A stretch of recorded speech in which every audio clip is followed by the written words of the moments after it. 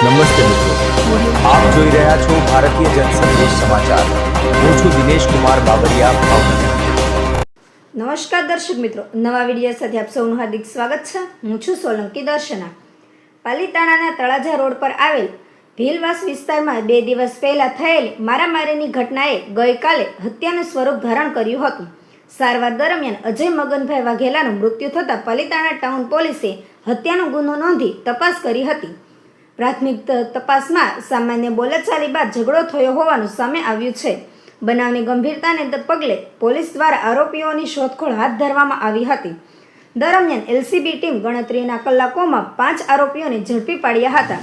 સોનપરી ગામથી આગળ વિરાયતન સ્કૂલ પાસે વડલી રોડ પરથી આરોપીઓને ઝડપી લેવામાં આવ્યા હતા.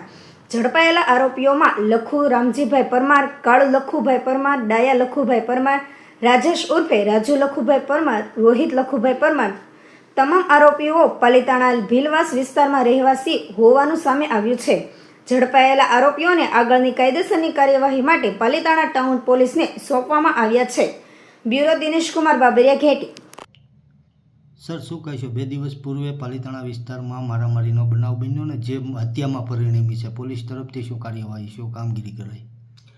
ગતરોજ પાલીતાણા ટાઉન પોલીસ સ્ટેશનની હદ વિસ્તારમાં આવતા તળાજા રોડની ઉપર આવેલો જે ભીલવાસ વિસ્તાર છે ત્યાં હત્યાનો બનાવ બનવા પામેલો હતો. આ બનાવની વિગત જોઈએ તો આ કામના ફરિયાદી છે કલાભાઈ મગનભાઈ વાઘેલા, કે જેમના ભાઈ અને આ કામના મરણ જનાર અજયભાઈ જે છે તે પોતાની અગાસી પર રાત્રે મોડી રાત સુધી બેસતા હોય, જે આરોપીઓને ન ગમતું હોય, જેથી કરી અને